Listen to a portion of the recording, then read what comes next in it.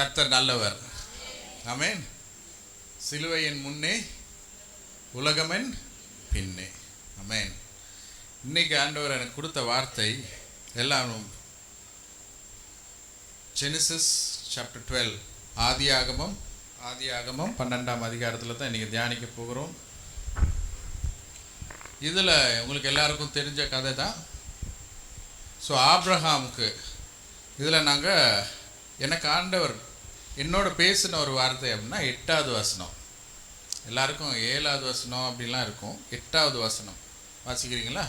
பின்பு அவர் அவ்விடம் விட்டு பெயர்ந்து பெத்தேலுக்கு கிழக்கே இருக்கும் மலைக்கு போய் பெத்தேல் தனக்கு மேற்காகவும் ஆயி கிழக்காகவும் இருக்க கூடாரம் போட்டு அங்கே கர்த்தருக்கு ஒரு பலிபீடத்தை கட்டி கர்த்தருடைய நாமத்தை தொழுது கொண்டான். எல்லாரும் வாசிங்களா? ஸோ இதுக்கு வசனத்தை இப்போ வாசிக்க போகிறோம். 7ஆம் வசனத்தை வாசிங்க. கர்த்தர் ஆபிரகாமுக்கு தரிசனமாகி உன் சந்ததிக்கு இந்த தேசத்தை கொடுப்பேன் என்றார். அப்பொழுது அவன் தனக்கு தரிசனமான கர்த்தருக்கு அங்கே ஒரு பலிபீடத்தை கட்டினான். தேவன் இந்த வசனத்திலிருந்து எனக்கு ஆண்டவர் பேசின ஒரு காரியம், ஆண்டவர் ஒரு இடத்துக்கு கொண்டு வந்து ஆபிரகாம், அந்த நேரம் அவரோட பேர் ஆபிரகாம்னு ஃபுல்லாக அவர் பேரை மாற்றலை. ஸோ இவரை கொண்டு வந்து இந்த இடத்துல வச்சுட்டு நான் இந்த தேசத்தை உனக்கு தரப்போகிறேன் அப்படின்றாரு. ஸோ இந்த இடத்துல என்ன பண்ணிடுறாரு, ஒரு ஆல்டரை கட்டி அங்கே தேவன் அந்த இடத்துக்கு வந்த இடம் அதுதான் பெத்தேல். ஸோ பைபிளில் இடத்துல பெத்தேல் என்ன அர்த்தம் என்ன? ஹவுஸ் ஆஃப் காட், தேவனுடைய வீடு. இப்போ இவர் எங்கே வந்திருக்கிறாரு? தேவனுடைய வீட்டுக்கே வந்துட்டார். ஸோ தேவனுடைய வீட்டுக்கு வந்தோன்னே தேவன் பேச ஆரம்பிச்சிட்டார்.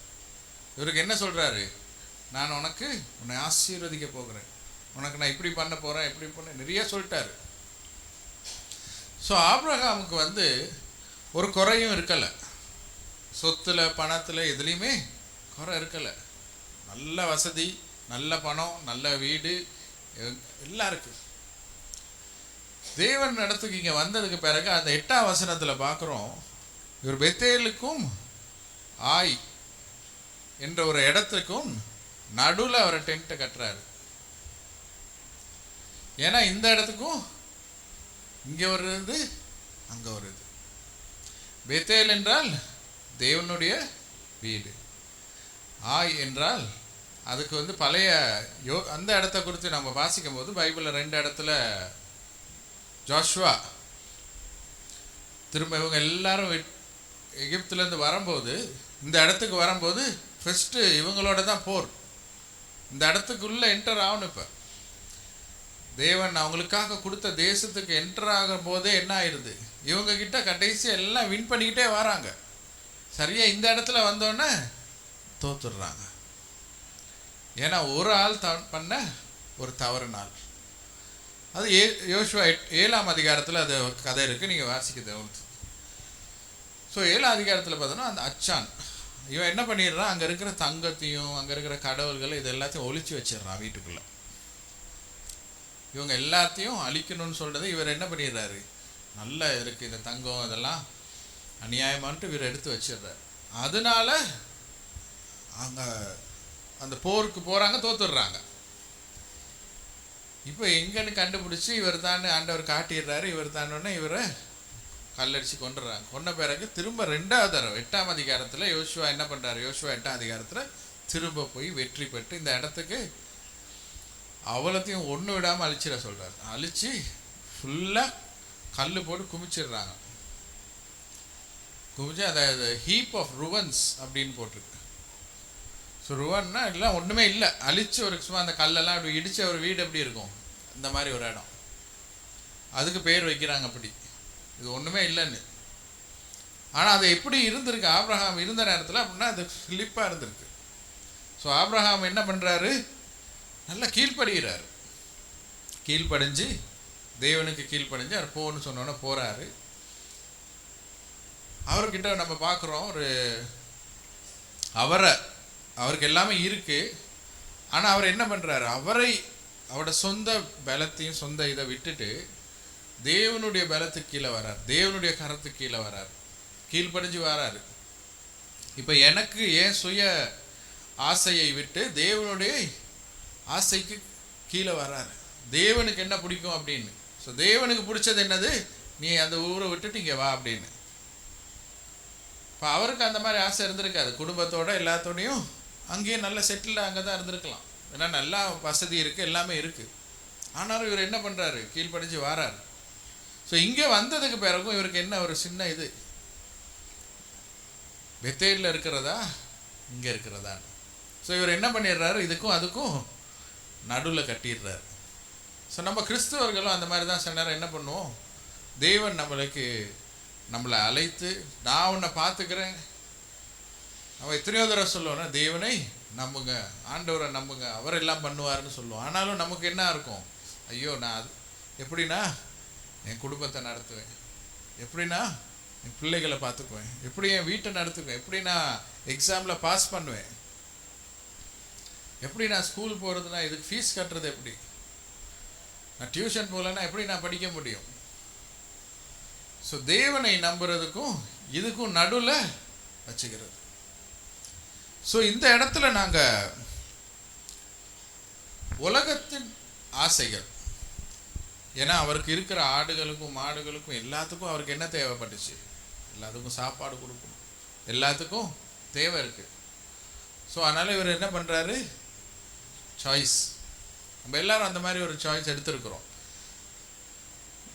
அதே நேரத்தில் தேவன் ஒரு வார்த்தை உங்களுக்கு சொல்லிட்டாருன்னா, நீ உனக்கு இந்த தேசத்தை தரப்போற, நீ இருன்னு சொல்லிட்டா நம்ம சில நேரம் கீழ்ப்படிஞ்சு அந்த இடத்துல இருந்துடணும். சில நேரம் நாங்கள் என்ன பண்ணுறது, சரி அதையும் நான் வச்சுக்கிறேன் இதையும் வச்சுக்கிறேன்னு இதுக்கு நடுவில், பெத்தேலுக்கும் ஆய்க்கும் நடுவில் இருக்கிறார். இப்போ இந்த இடத்துல இருந்து இவர் நல்லா இருக்கலாம், இங்கே சரி எல்லாம் செட்டில்டு. இப்போ இவர் பெத்தேலை விட்டு நீங்கள் வெளில வந்து இருக்கிறாரு, இருந்தோன்னு என்ன ஆகுது, பஞ்சம் வருது. அதுக்கு அடுத்த வாசம் எல்லாம் வாசிக்கும் போது பஞ்சம் வருது. பஞ்சம் வந்தோடனே என்ன பண்ணுறாரு, என்ன செய்யணும்னு தெரியல. தேவனை நம்புறதை விட்டு எங்கே போகிறாரு, உலகத்தை நம்பி போகிறாரு. எங்கே போகிறாரு, இதே ஒரு உலகத்தை நம்பி தான் தேவனை நம்பாமல் பெத்தேலை விட்டு வெளியில் வந்து நிற்கிறாரு. இந்த இடத்துல என்ன பண்ணுறாரு, அதுக்கும் பார்க்கல, உலகம் என்று சொல்லுகிறது எகிப்து. அடுத்த வசனத்தை வாசிங்க, 9:10. அந்தேசத்திலே பஞ்சம் உண்டாயிற்று. தேசத்திலே பஞ்சம் கொடிதாய் இருந்தபடியால் ஆபிரகாம் எகிப்து தேசத்திலே தங்கும்படி அவ்விடத்துக்கு போனான். அவன் எகிப்துக்கு சமீபமாய் வந்த போதும் 10. இப்போ இங்கே ஒரு பயங்கர பஞ்சமா, பயங்கரமான பஞ்சம் 10ஆம் வசனத்தில் அப்படிதான் இருக்குல்ல. இதில் வந்து இதனால இவர் என்ன பண்ணுறாரு, தேவன் ஒரு இடத்துக்கு கூப்பிட்டோம், நான் ஆசீர்வதிக்கிறேன்னு சொல்லிட்டாரு, அவனை பார்த்துக்கிறேன்னு சொல்லிட்டாரு. அவர் கைவிடுவாரா, உனக்கு இந்த தேசத்தையே தரப்போறேன்னு சொல்லிட்டாரு, உனக்கு எல்லாமே கொடுத்து வச்சிருக்கிறேன். ஆனாலும் என்ன பண்ணுறாரு இவர், உலகத்தை நோக்கி போகிறார். தேவன் அங்கே பேசின இடத்துல மறந்துட்டு சரி இதை எல்லாத்தையும் கட்டிக்கிட்டு போவோம். சில நேரம் நாங்களும் அப்படி தான், எல்லாம் இங்கே இருக்கிறவங்க, இலங்கையில் இருக்கவங்க ரொம்ப ஃபேமஸ் வேறு ஊருக்கு போகிறதுக்கு, சும்மா விசிட் பண்ண இல்லை, ஊரை விட்டே போகிறதுக்கு. எல்லார் குடும்பத்துலேயும் அப்படி இருப்பாங்கன்னு நினைக்கிறேன். எல்லா குடும்பத்துலேயும் எப்படா இந்த ஊரை விட்டு போகலான்னு, இந்த ஊரை பற்றி பஞ்ச பாட்டு பாடியே போகலான்னு, எப்படா நான் கனடா போகணும், யூகே போகணும், ஜெர்மனி போகணும், ஃப்ரான்ஸ் போகணும், எங்கேயாவது ஒரு போயிட்டு பக்கத்தில் இருக்கிற இந்தியா கூட போக மாட்டாங்க, போய் செட்டில் ஆகும்னு நினைக்கிறது இல்லை. ஜெர்மனி, ஃப்ரான்ஸ், இங்கே இதெல்லாம் என்னது, சரி உனக்கு இங்கே கஷ்டம்னா பக்கத்தில் போகலாம், இன்னொரு ஊருக்கு போகலாம், நமக்கு இவ்வளோ செழிப்பான ஒரு தேசம். ஆனாலும் நீங்கள் இங்கே இருக்கிறவங்களுக்கெல்லாம், தேவனை நம்பி இருக்கிறவங்களுக்கு ஒரு நாளும் குறை இல்லை. சங்கீதம் 37ஆம் சங்கீதத்தில் 37ஆம் அதிகாரம் 19வது வசனத்தை வாசிச்சோன்னா, சங்கீதம் 37, Psalms chapter 37 verse 19. என்ன கஷ்டம் துன்பம் வந்தாலும், என்ன பஞ்சத்திலையும் தேவன் வந்து திருப்தியாக வைப்பாராம், அவருடைய பிள்ளைகளை திருப்தியாக வைப்பாராம். வாசிங்க. அவர் ஆபத்து காலத்திலே வெட்கப்பட்டு போகாதிருந்து பஞ்ச காலத்திலே திருப்தி அடைவார்கள். இப்படி பஞ்ச காலத்திலே திருப்தி அடைவார்கள். நமக்கு தெரியும்ல, கொரோனா நேரம், இலங்கையில் இருக்காத பிரச்சனைகளா, எல்லா நேரத்திலையும் தேவன் நம்மளை திருப்தியாக வைத்திருந்தார். சில உடனே பயம் வந்துடும், ஐயோ நான் உடனே இது சரிப்பட்டு வராது, இந்த ஊர் சரிப்பட்டு வராது, நான் போகிறேன் அப்படின்னு. ஆனாலும் பாருங்க, தேவனை இங்கே நீ இப்போ இந்த இடத்துல இருன்னு சொன்ன பிறகு நாங்கள் அதை மீறி போகிறோன்னா நாங்கள் யாரை மேலே இருக்கிற நம்பிக்கை இல்லாமல் போகுது, யார் மேலே நமக்கு டவுட் வருது. இப்போ நான் உங்களை சொல்கிறேன், இந்த இடத்துல இருங்க, உங்களுக்கு இங்கே இருந்தீங்கன்னா உங்களுக்கு 1 கோடி கிடைக்கும்னு சொல்கிறேன்.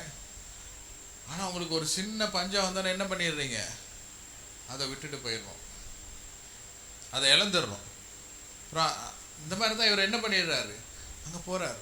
தேவன் உங்களுக்கு வாக்கு கொடுத்துட்டாருன்னா அவர் அதை மீற மாட்டார். நாங்கள் தான் இருக்கிற இடத்த விட்டு சில நேரம் வேற தவறி போயிடுவோம். இந்த இடத்துல இருந்திருந்தா அவர் திருப்தியாக இருந்திருப்பார். ஏன்னா தேவன் அது சொல்லியிருக்கிறார்ல, பஞ்ச காலத்தில் எப்படியா அவரோட பிள்ளைகள் திருப்தியாக இருப்பார்கள். ஆனாலும் இவருக்கு என்ன, என் ஆடை பார்த்துட்டாரு, மாடை பார்த்துட்டாரு, கழுதை, இதுக்கெல்லாம் யார் சாப்பாடு போடுவா? எப்படி இருக்கும்ல, ஒவ்வொரு தடவையும் இதை எல்லாத்தையும் கட்டிக்கிட்டு போகணும். அதே 37ஆம் அதிகாரத்தில் 25 வாசிங்க, 25, அதிலே 37 இல்லையே, சங்கீதம் 37 25ஆம் வசனம்.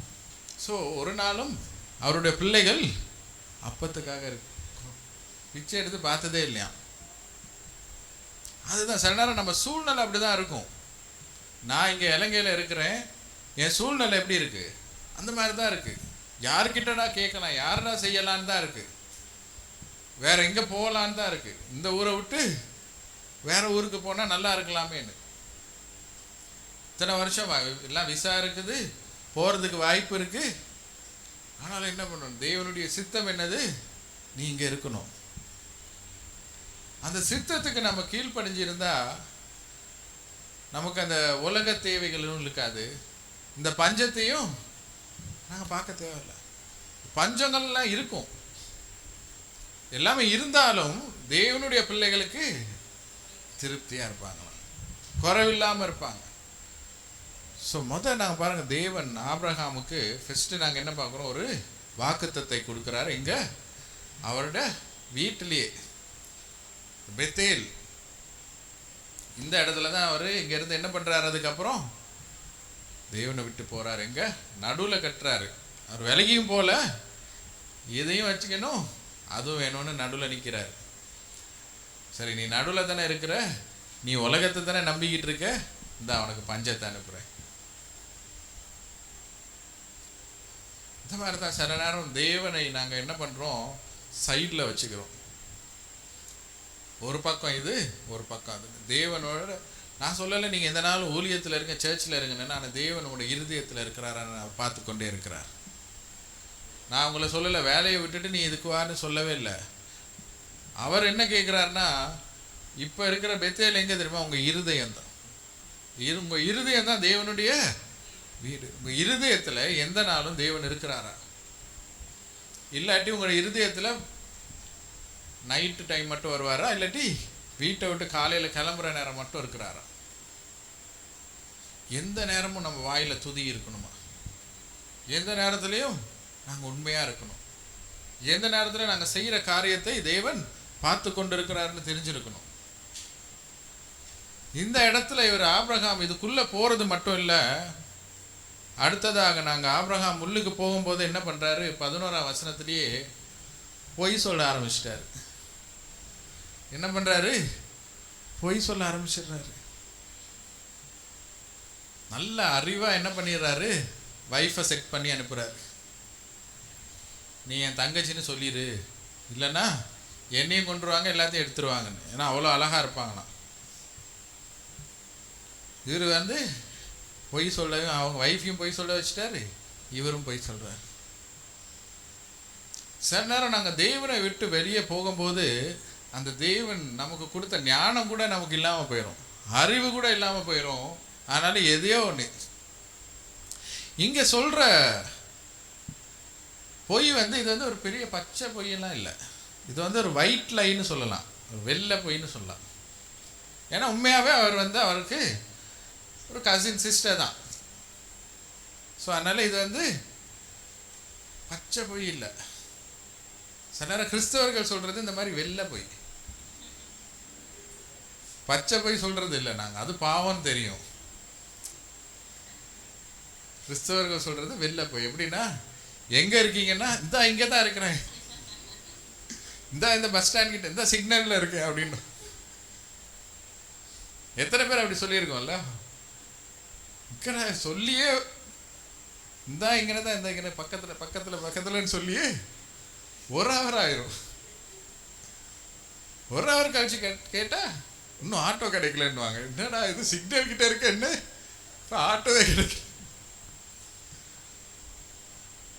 அப்படி வெளில போய் சொல்லிட்டு இருப்போம். நிறைய பேர் எங்களுக்கு தெரியும், எனக்கு ஃப்ரெண்ட்ஸ் இருக்காங்க அந்த மாதிரி.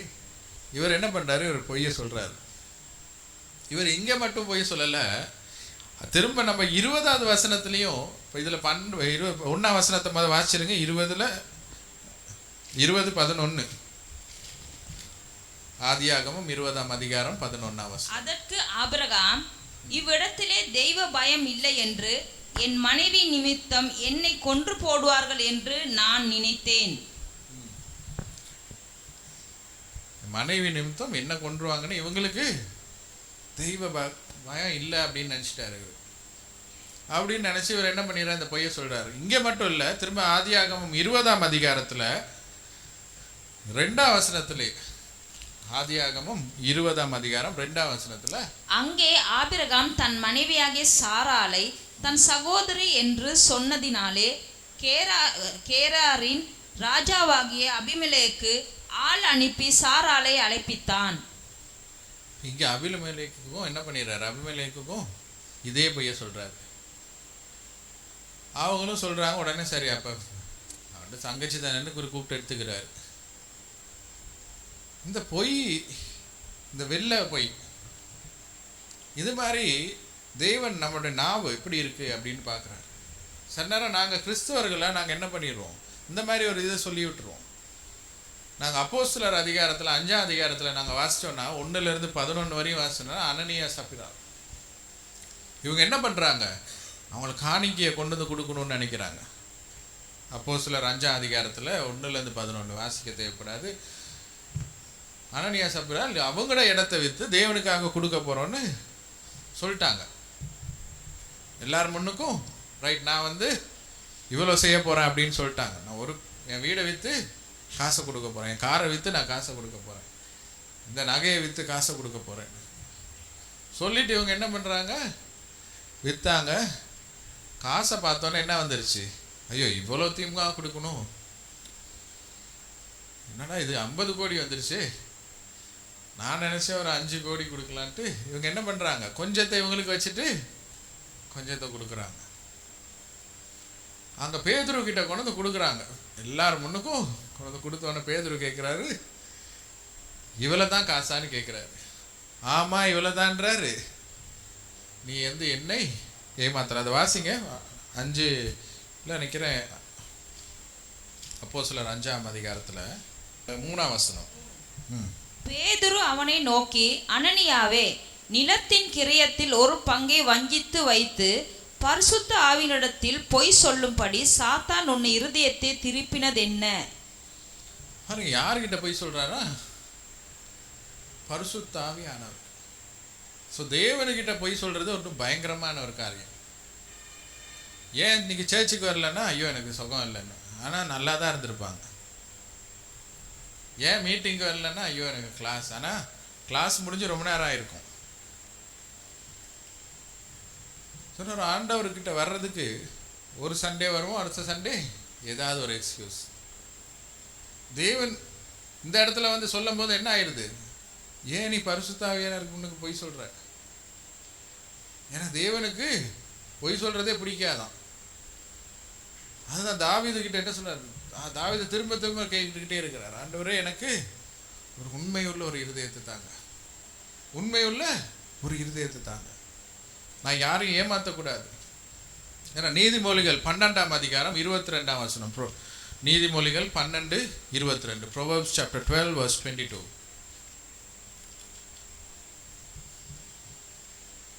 பொய் உதடுகள் கர்த்தருக்கு அருவருப்பானவைகள், உண்மையாய் நடக்கிறவர்களோ அவருக்கு பிரியம். ஆமென். எப்படி இருக்கான்? பிடிக்காது அப்படின்லாம் சொல்ல, அருவருப்பான். பொய் உதடுகள் தேவனுக்கு அருவருப்பு.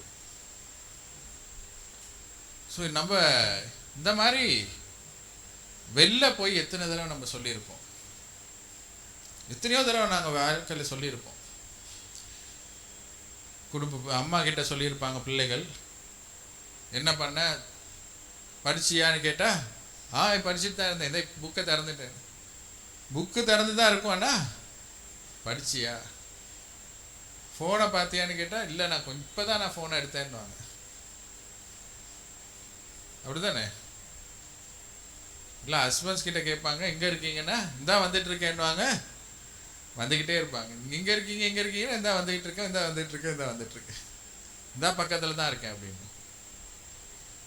அதே மாதிரி வைஃப்மாருங்கிட்ட கேட்டால், எனக்கு ஒரு ட்ரெஸ்ஸுமே இல்லைன்னுவாங்க. ஆனால் கபடை திறந்தா போடாத ட்ரெஸ் எத்தனையோ இருக்கும். எப்போ கபடை திறந்தாலும் நம்மளை பார்த்தா ஒரே ட்ரெஸ் போட்டுட்டு இருப்போம். இருக்கும், அடுக்கி கபடாக இருக்கும். ஆனாலும் ஒரு கல்யாணம் வந்துருச்சுன்னா நான் ஒரு ட்ரெஸ்ஸு வாங்கணும், இல்லை சர்ச்சுக்கு ஒரு ட்ரெஸ்ஸு. உங்களெல்லாம் சொல்லலை, நீங்களாம் நல்லா காலையிலே குளித்து பைபிள் வாசி ஜெபிச்சு நல்லா ரெடி ஆகியிருப்பீங்களா இருக்குல்ல. ஸோ எல்லாருமே ஏதாவது ஒரு பொய் சொல்கிறோம். ஸோ தேவனுக்கு நாங்கள் சில நேரம் இதை விட்டுருவோம், இதை விளையாட்டா விட்டுருவோம். நான் ஒன்றும் பெருசாக பொய் சொல்லலை.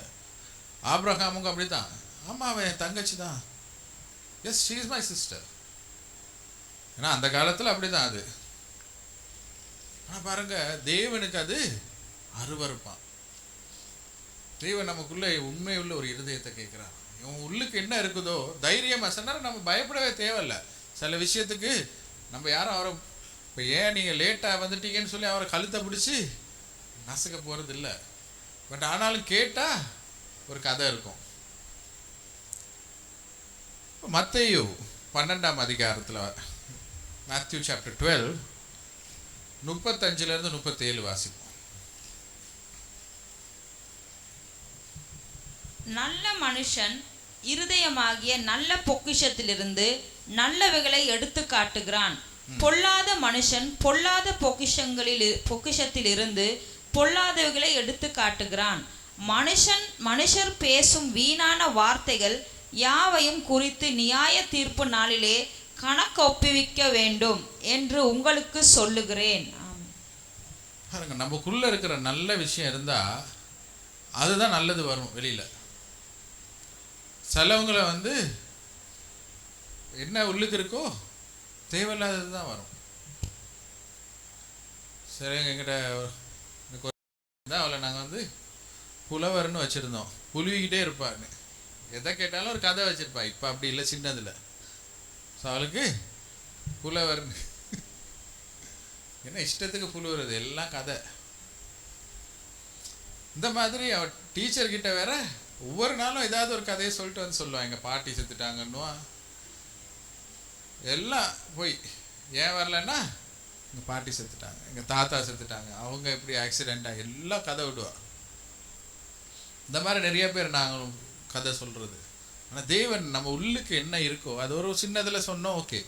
ஆனால் நம்ம இருதயத்தில் உள்ளுக்கு நமக்குள்ளே என்ன சேர்த்து வச்சுருக்கோமோ அதுதான் வெளில வருமா. தேவனுக்கு இந்த தேவையில்லாத வார்த்தைகள் எல்லாத்துக்கும் என்ன பண்ணணுமா, கணக்கு கொடுக்கணுமா. எப்படி இருக்கும் பாருங்கண்ணே. நீங்கள் ஏதோ ஒன்று என்றைக்கோ ஒன்று இந்தா நான் என்ன சிக்னலில் தான் இருக்கேன்னு ஒரு பொய்யை சொல்லியிருப்பீங்க. இதுக்கு நீங்கள் கணக்கு கொடுக்கணுமா, எப்படி இருக்கும்? சொன்னவர் கூட உங்களை மன்னிச்சிருப்பாரு, ஆனால் ஆண்டவருக்கு கணக்கு கொடுக்கணும். இந்தா நான் வந்துட்டேன்னு சொல்லியிருப்போம், இல்லைன்னா எதையாவது உடைச்சிட்டு, எங்கள் வீட்டில் அப்படி நடக்கும், பாத்திரம் உடஞ்சிருக்கும், இவங்க கண்டுபிடிச்சிருவாங்க, இங்கே ஒரு போல் காணுமே, ஒரு கப்பை காணுமேன்னு இருக்கும். ஒரு 50 கப் இருக்கு, ஆனாலும் ஒரு கப்பு காணும்னு கண்டுபிடிச்சிருவார். ஏன்னா தெரியும் அவங்களுக்கு. வீட்டில் எங்கேயோ உடச்சி ஒரு அப்புறம் பார்த்தா டேனி வருவான், ஆமாம் நான் உடச்சி வச்சு கீழே அது உடஞ்சிருச்சுட்டு அவர் உடச்சிட்டு என்ன பண்ணியிருப்பான், உள்ளுக்கு உடச்சி வச்சிருப்பான். அது பிடிபட்டுரும். நினச்சி கூட பார்த்துருக்க மாட்டோம். 10 கப் இருக்கு, இதில் ஒன்றையா கண்டுபிடிக்க போகிறாங்க. ஆனாலும் பாருங்க, தேவனுக்கு பிடிக்காத ஒரு காரியம். நம்ம ஒவ்வொரு வார்த்தைக்கும் நம்ம கணக்கு கொடுக்கணும். இந்த பொய் சில நேரம் நாங்கள் கேஷுவலாக சொல்லிட்டு போயிடலாம். ஆனால் சில நேரம் இந்த பொய்னால மற்றவர்களுக்கு அது ஒரு பெரிய பாதிப்பை கொண்டு வந்துடுது. மற்றவங்களோட வாழ்க்கை, அவங்களோட பொருளாதாரமாக இருக்கலாம், அவங்களோட குடும்பம், எல்லாத்துக்குமே ஒரு அழிவை கொண்டு வந்துடுது. இவர் சொன்ன ஒரு சின்ன பொய்னால ஆதியாகமம் 12ஆம் அதிகாரத்தில் 17ஆம் வசனத்தை வாசிச்சோன்னா, ஆதியாகமம் 12:17 வாசிச்சிங்கன்னா, ஆபிரகாமுடைய மனைவியாகிய சாராயின் நிமித்தம் கர்த்தர் பார்வோனையும் அவன் வீட்டாரையும் மகா வாதைகளால் வாதித்தார். இப்போ யார் சொன்ன பொய்னால யார் படுறா பாருங்க படம். யாரோ ஒரு சொன்ன பொய்னால இவன் குடும்பமே படுது கஷ்டம். சில நேரம் நாங்கள் சொல்கிற ஒரு பொய்யின் நிமித்தமாக ஒரு குடும்பம், ஒரு தேசம், சில பிள்ளைகள், எத்தனையோ பேர் அதில் பாதிக்கப்படுறாங்க. இவர் இதே நேரத்தில் இங்கே உடனே வந்து கொடுத்துட்றாரு. தேவன் பாருங்க அவருக்கு எச்சரிக்கிறார். பார்வோனுக்கு ஒரு கனவுல வந்து சொல்லிடுறாரு. சொன்னோன்னு அவர் கவலைப்பட்டு சொன்ன, ஏன் இப்படி செஞ்ச அப்படின்னு. அதே இது அபிமெலேக்கு 20ஆம் அதிகாரத்தில் பார்த்தீங்கன்னா, ஆதியாகமம் 20ஆம் அதிகாரம் 4ஆம் வசனம். ஆதியாகமம் 20:4. அபிமெலேக்கு அவளை சேராதிருந்தான். ஆகையால் அவன், ஆண்டவரே, நீதி உள்ள ஜனங்களை அழிப்பீரோ? இவள் தன் சகோதரி என்று அவன் என்னோடே சொல்லவில்லையா? அவன் தன் சகோதரன் என்று இவளும் சொன்னாலே. உத்தம இருதயத்தோடும் சுத்தமான கைகளோடும் இதை செய்தேன்னு சொன்னான். அப்பொழுது தேவன், உத்தம இருதயத்தோடே நீ இதை செய்தாய் என்று நான் அறிந்திருக்கிறேன். நீ எனக்கு விரோதமாக பாவம் செய்யாதபடிக்கு உன்னை தடுத்தேன். ஆகையால் நீ அவளை தொட நான் உனக்கு இடம் கொடுக்கவில்லை. எவ்வளோ ஒரு அழகான ஒரு வசனம் அது. ரொம்ப பிடிச்சிருந்துச்சு. என்னன்னா, இவர் கேட்குறாரு, தேவன் ஒரு உத்தம ஒரு தேசத்தை நீ அழிப்பீங்களா?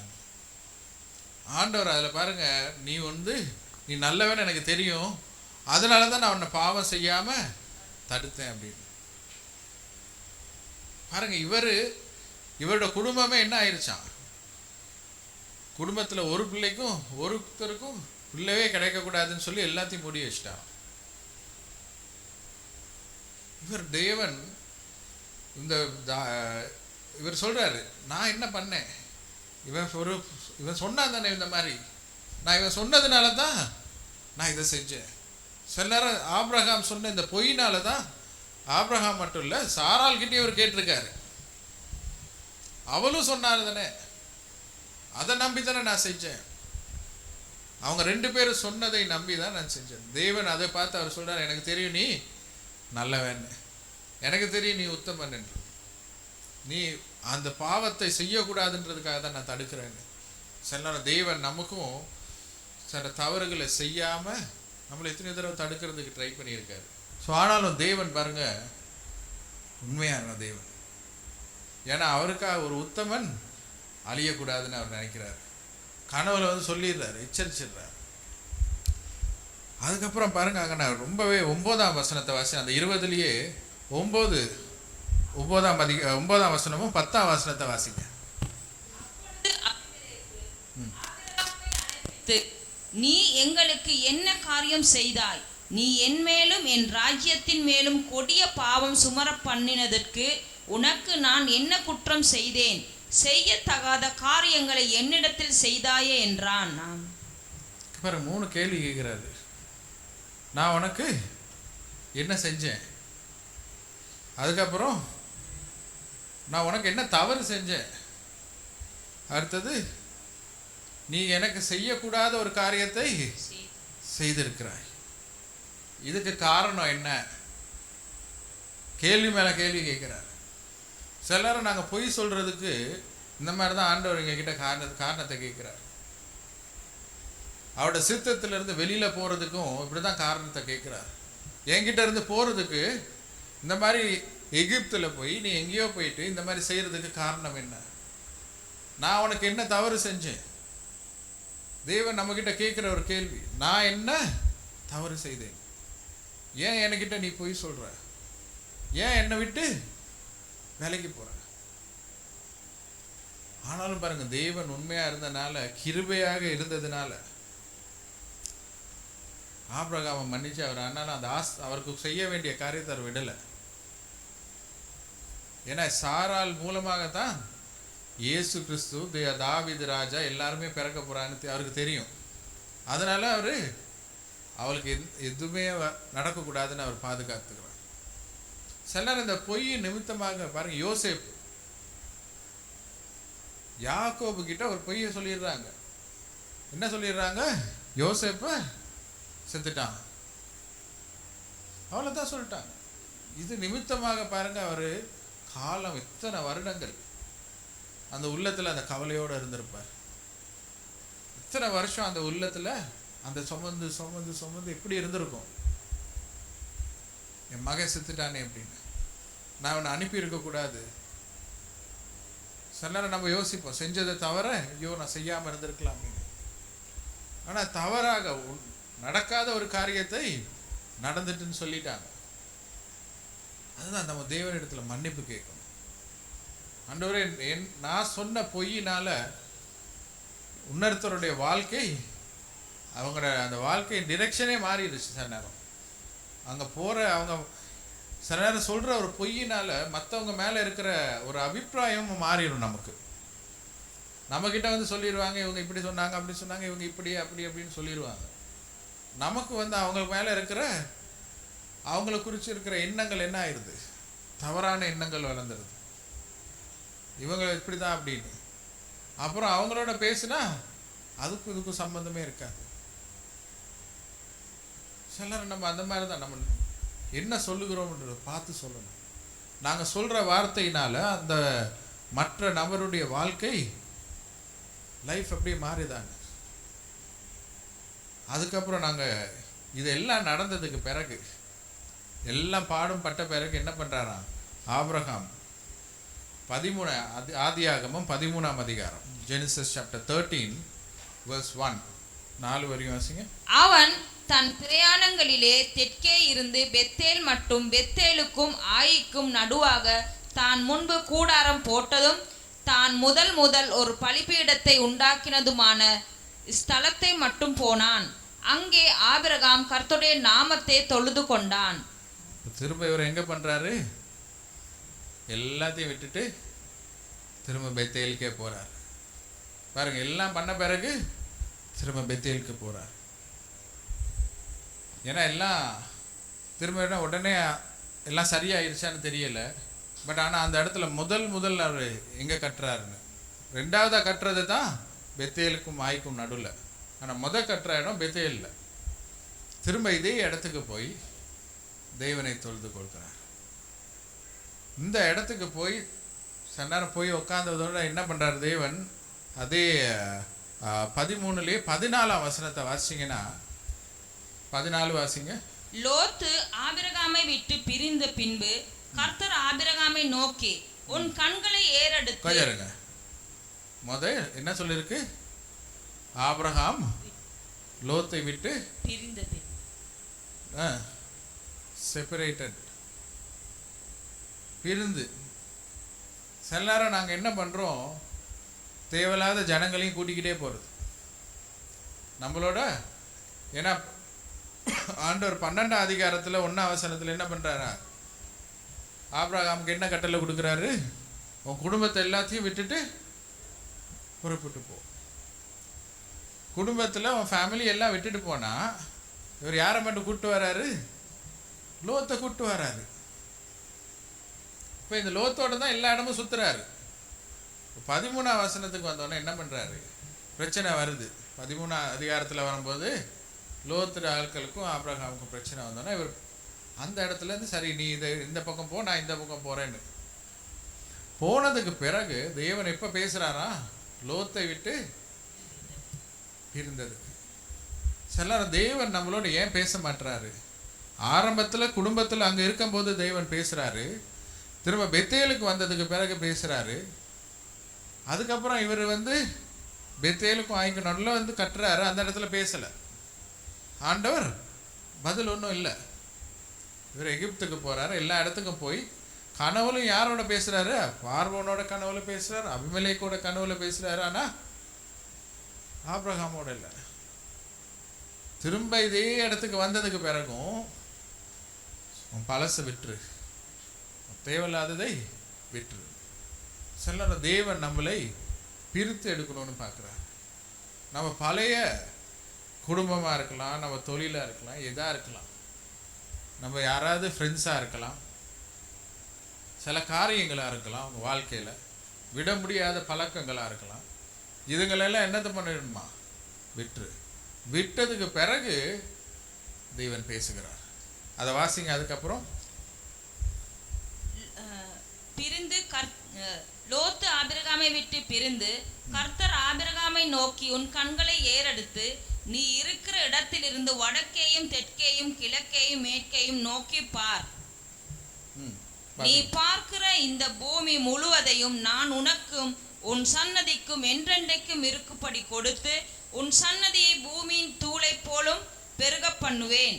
ஒருவன் பூமியின் தூளை என்ன ஆண்டவர் திரும்ப ஒரு வாக்குத்தத்தத்தை கொடுக்கிறார். நீ எங்க எல்லா இடத்துக்கும் இதெல்லாம் நீ சுத்தி பாரு, எல்லா சைட்லையும் பாரு, இது எல்லாத்தையும் உனக்கு நான் தரப்போகிறேன். அதுதான் நாங்க செல்லறம் ஆதியாக அந்த நீதிமொழிகளில் 3ஆம் அதிகாரம் 5-6 வாசிக்கும் போது, Proverbs chapter 3 verse 5 and 6, சிலரம் நாங்கள் தேவனை நம்புறதுக்கு சில நேரம் குறைஞ்சிருது. சில நேரம் எங்க ஓன் டிசிஷன்ஸ்ல நாங்க போயிடுவோம். வாசிங்க. உன் சுய புத்தியின் மேல் சாயாமல் உன் முழு இருதயத்தோடும் கர்த்தரில் நம்பிக்கையாய் இருந்து உன் வழிகளில் எல்லாம் அவரை நினைத்துக்கொள், அப்பொழுது அவர் உன் பாதைகளை செவ்வைப்படுத்துவார். முழுசா அவரை நம்பி எங்க ஓன் ஐடியாஸ், நாங்கள் இப்படி செஞ்சா நல்லா இருக்கும், நான் இந்த இடத்துக்கு போனா நல்லா இருக்கும், இப்படி பண்ணாது தேவனுக்கிட்ட கேட்டுட்டு, ஆண்டவரே இது உங்க சித்தமா? ஏன்னா ஆபிரகாம தேவன் அழைத்த போது ஆபிரகாம் என்ன சொல்றாரு? நான் எல்லாத்தையும் விட்டுட்டு தான் வாராரு, குடும்பத்தை எல்லாத்தையும் விட்டுட்டு வாராரு. ஏன் என்ன பண்றாரு? தேவனை கிட்ட அவருடைய முழு இருதயத்தை கொடுத்துட்றாரு. ஏன்னா அவங்க குடும்பத்தில் இருக்கவங்க எல்லாம் என்னத்தை வணங்கிட்டு இருக்காங்க? வேற தெய்வர்களை வணங்கிட்டு இருக்காங்க. அவங்க அப்பா பிஸ்னஸ் என்னது? சிலை செய்யறது.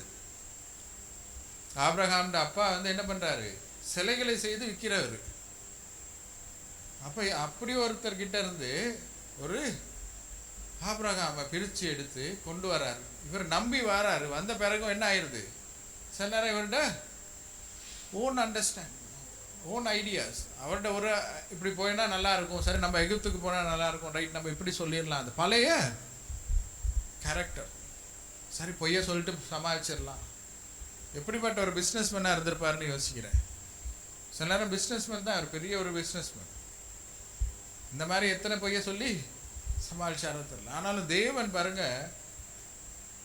அவரை தேர்ந்தெடுக்கிறார், அவர் உண்மையா இருக்கிறார்.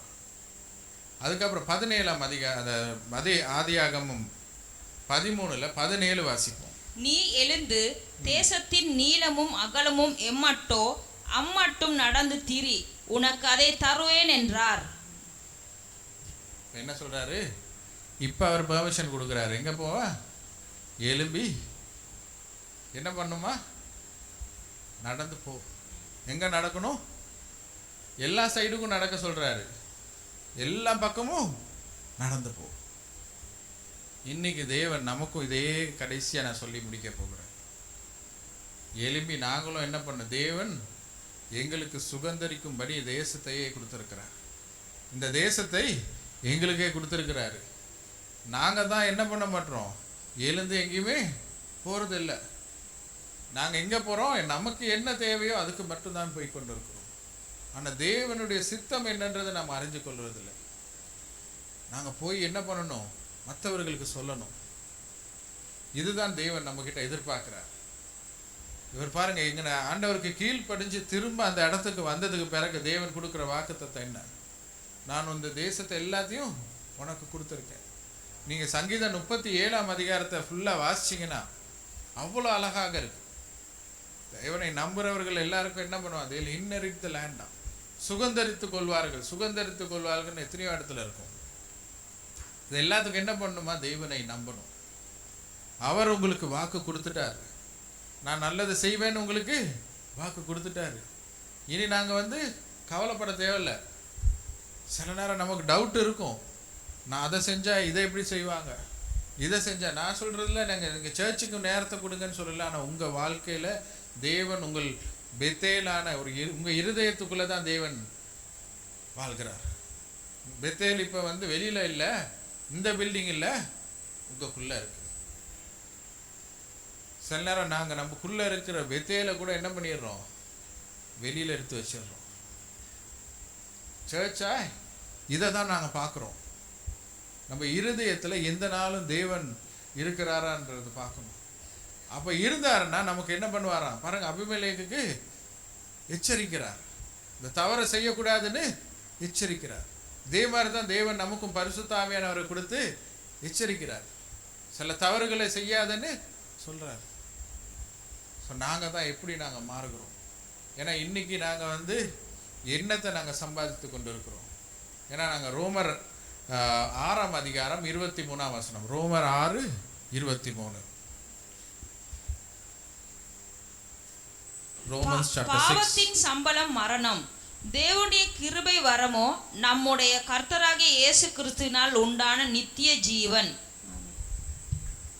நான் ஏன் இது சொல்லி முடிக்கிறேன்னா, சம்பளம், வேஜஸ், நாங்கள் சம்பளம்னா போது நாங்கள் செய்கிற வேலைக்கு தான் நமக்கு சம்பளம் கிடைக்குது. ஆனால் என்ன வேலை செஞ்சால் நமக்கு சம்பளம் கிடைக்கும்? நல்ல வேலை செஞ்சால் நல்ல சம்பளம் கிடைக்கும். சில நேரம் நம்ம சம்பளம் என்னதான் இருக்குது? பாவத்து நிறைஞ்ச சம்பளமாக இருக்கா, இல்லை தேவனால் வர ஒரு பரிசாக இருக்குதா? சில நேரம் வேலை செஞ்சால் தான் உங்களுக்கு சம்பளம் கிடைக்கும். ஆனால் தேவன் இடத்துலேருந்து வர்றது எப்படியா? சம்பளம் இல்லை, பரிசு. It's a gift. பரிசு நீங்கள் ஏதாவது நான் செஞ்சேன் அதனால் எனக்கு கொடுத்தாங்க அப்படியே வரும். உங்கள் வீட்டில் உங்கள் பிள்ளைகளுக்கு நீங்கள் கொடுக்கும்போது ஒரு கிஃப்டாக நீங்கள் கொடுக்குறீங்கன்னா அவங்க மேலே இருக்கிற அன்புனால அவங்க தி டிசர்வ் இட். அவங்களுக்கு அதுக்கு அவங்க செஞ்ச காரியங்கள், அவங்க உண்மையாக இருக்கிறாங்க, நல்லா பண்ணுறாங்க அப்படின்றதுக்கு தான் நம்ம கிஃப்டாக கொடுப்போம். ஸோ இயேசு கிறிஸ்துவானவர் எங்களுக்காக மரித்து அவரோட ஜீவனையே எங்களுக்காக பரிசாக கொடுத்துருக்கிறார். ஸோ நாங்கள் இன்னைக்கு இந்த கிஃப்டை சூஸ் பண்ண போகிறோமா, இல்லை இந்த பாவத்தை சூஸ் பண்ணோமா? எதை நாங்கள் தேர்ந்தெடுத்துக்க போகிறோம்? நாங்கள் பெத்தேலில் இருக்க போகிறோமா, இல்லை பெத்தேலுக்கும் ஆய்க்கும் நடுவில் இருக்க போகிறோமா? ஏன்னா ஆய் இன்னைக்கு வேணா அந்த இடம் செழிப்பாக இருக்கலாம், இன்னைக்கு வேணா அந்த ஆய் அந்த இடம் நல்லா உங்களுக்கு எல்லாம் உங்களோட தேவைகள் எல்லாத்தையும் சந்திக்கலாம். ஆனால் ஒரு நாள் அது எப்படி இருக்க போதா? ஒரு இடிஞ்சு போன ஒரு குப்பையாக தான் இருக்க போகுது. அந்த நேரம் நாங்கள் என்ன பண்ண போகிறோம்? அந்த நேரம் எங்கே ஓடி வர போகிறோம்? அந்த நேரம் திரும்ப நாங்கள் பெத்தேலுக்காக ஓடி வரணும். முதலே நாங்கள் இது பெத்தேலில் இருந்துட்டா எந்த பிரச்சனையும் இல்லை. ஸோ நாங்கள் இன்னைக்கு தேவனை கண்களை மூடி நாங்கள் சொல்ல போகிறோம், ஆண்டவரே, நான் எத்தனையோ தடவை நான் பெத்தேலை விட்டு நான் ஓடி இருக்கேன், எத்தனையோ தடவை நான் வேற இடத்துக்கு போயிருக்கிறேன், உங்கள் சித்தத்துக்கு கேட்க கீழ்ப்படியாமல் நான் செய்திருக்கிறேன். ஆண்டவரே, இன்னைக்கு நான் திரும்பவும் உம்முடைய வீட்டுக்கு நான் வந்தேன். திரும்ப நாங்கள் ஆண்டவரை கூப்பிடுவோம், ஆண்டவரை இந்த இருதயமான இந்த இருதயத்துக்குள்ளே நீங்கள் வாங்க, திரும்ப நீங்கள் வாங்க, என் உள்ளுக்கு இருங்க, எனக்கு நீங்கள் என்ன நான் செய்யணும்னு சொல்லித்தாங்க, நான் உங்களை நம்பி நான் வரேன். இனி நான் எடுக்கிற பாதைகள் எல்லாம் நீங்கள் என்னை வழி நடத்துங்க. இனி நான் எடுக்கிற டிசிஷன் இல்லை, நீங்கள் உங்களுக்கு என்ன விருப்பம், ஏன் விருப்பம் இல்லை, உங்களுக்கு என்ன விருப்பம். அதே நேரம் தேவன் எங்களை ஆசீர்வதித்திருக்கிறார். உங்களுக்கு எல்லாருக்கும் இப்படி உண்மையான தேவன் யாருன்றது உங்களுக்கு தெரியும். இன்னைக்கு நீங்கள் வெளியில் போய் நீங்கள் நம்ம சொல்லணும், மற்ற ஜனங்களுக்கு எழும்பி போய் நாங்கள் என்ன பண்ணோம், கிழக்கா வடக்கா எல்லா பக்கமும் என்ன பண்ணோம், ஈஸ்ட் வெஸ்ட் சவுத் நார்த் எல்லா சைடுக்கும் போய் தேவனை பற்றி சொல்லணும். அவர் செய்த நன்மைகளை நாங்கள் சாட்சியாக சொல்லணும். ஸோ நம்ம சபை ஒரு அறுவடையின் சபை, அறுவடையாளர்களின் சபை. இங்க இருந்து நீங்க எல்லாரும் எழும்பணும். தேவன் அதுதான் அவரோட ஆசை. உனக்காக நான் மரித்தேனே, எனக்காக நீ என்ன செய்தாய். நாங்கள் சொல்றோம் அழகாக, சிலுவையின் முன்னே உலகம் என் பின்னேன்னு. ஆனால் சில நேரம் நமக்கு சிலுவை என்ன ஆயிடுச்சு, சிலுவை பின்னுக்கு இருந்தால் நமக்கு டேஞ்சர். சிலுவையில் எங்களை அரைஞ்ச மாதிரி ஆயிடும். சிலுவை என் முன்னே இருக்கணும், தேவன் தான் என் முன்னே இருக்கணும். நாங்கள் ஃபோட்டோ எடுக்கும்போது பார்த்தீங்கன்னா லைட்டை வந்து முன்னுக்கு தான் வைப்பாங்க. முன்னுக்கு இருந்தால் தான் ஃபோட்டோ நல்லா வரும்.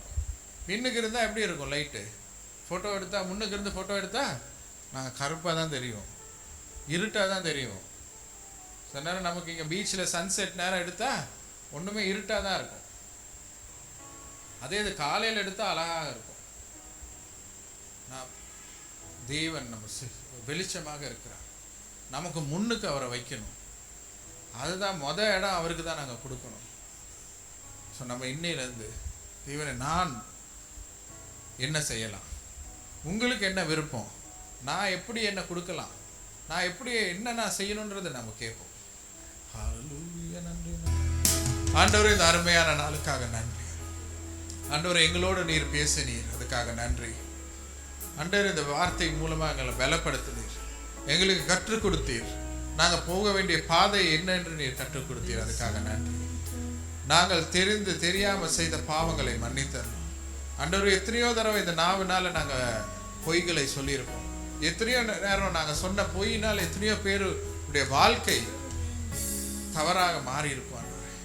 ஆண்டவரே எங்களை மன்னித்தரணும் ஆண்டவரே. அதை சரிப்படுத்துறதுக்கு எங்களுக்கு பலத்தை கொடுங்க ஆண்டவரே. எங்களை மன்னித்து நீர் எங்களை வழி நடத்துங்க ஆண்டவரே. இந்த சபையில் இருக்க அனைவரையும் பலப்படுத்துங்க ஆண்டவரே. நாங்கள் உங்களுடைய ஞானத்தில் உங்களுடைய அறிவை விட்டு நாங்கள் விலகி போனால் நாங்கள் தவறை தான் செய்ய போவோம், நாங்கள் விழுந்து தான் போவோம் ஆண்டவரே. உங்களுடைய கரத்தின் கீழ் எப்பொழுதும் இருக்க, எப்பொழுதும் அந்த இரக்கத்தோடு நீர் அந்த இரக்கத்தை மறந்துடாதீங்க. எங்கள் மேலே கோவப்பட்டுறாதீங்க. நாங்கள் செய்த தவறுகள்னால எங்கள் மேலே வெறுப்படைச்சிடாதீங்க. எங்களை மன்னித்து திரும்ப எங்களை தூக்கி எடுங்க ஆண்டவரே. ஆண்டவரே, எங்களுடைய ஜீவியத்தை, எங்களோட வாழ்க்கையை, எங்கள் குடும்பத்தை எல்லாத்தையும் உங்களோட கரத்தில் ஒப்படைக்கிறோம். இது எல்லாமே நீர் கொடுத்தது. நீர் இல்லாமல் எங்களுக்கு இந்த ஆசீர்வாதம் வந்திருக்காது ஆண்டவரே. இது நீர் எங்களுக்காக செய்த நன்மைகளை திரும்ப நாங்கள் ஜனங்களுக்கு சொல்ல எங்களுக்கு பலத்தை கொடுங்க. திரும்ப தைரியமாக நீர் சொன்னது போல, ஆபிரகாமுக்கு சொன்னது போல எழுந்து நீ எல்லா பக்கமும் போ. இந்த மாதிரி நாங்கள் எழுந்து இன்னைக்கு எல்லாரும் போய் சொல்லுகிறதுக்கு பலத்தை கொடுங்க ஆண்டவரே. மட்டும் நம்ம உட்கார்ந்து இருந்தது போதும். எங்க சுயநலத்துக்காக நாங்கள் எல்லாம் எகிப்து வரையும் கூட போகிறதுக்கு ரெடி. எங்க தேவைக்காக நாங்கள் எங்க வேணா போக ரெடி. ஆனா உங்களை பத்தி சொல்றதுக்கு பக்கத்து வீட்டுக்கு கூட போக ரெடி இல்லை ஆண்டவரே. ஆண்டவரே, எங்களை மன்னியுங்க. இங்க இருக்கிறவங்களை பலப்படுத்துங்க, அவங்களை ஆசீர்வதித்தார், அவங்கள பார்த்து மற்றவர்கள் மாறணும். இது எப்படி நீங்க இவ்வளவு சந்தோஷமா இருக்கீங்கன்னு பார்த்து சொல்லணும் ஆண்டவரே. அந்த சந்தோஷத்தை கொடுங்க, சமாதானத்தை கொடுங்க ஆண்டவரே. எல்லாரும் உங்களோட கரத்தில் ஒப்படைக்கிறேன் இயேசு கிறிஸ்துவின் இனிய நாமத்தில் பிதாவே, ஆமென் ஆமென். என் ஆத்துமாவே கர்த்தரை ஸ்தோத்திரி, என் முழு உள்ளமே அவர் பரிசுத்த நாமத்தை ஸ்தோத்திரி.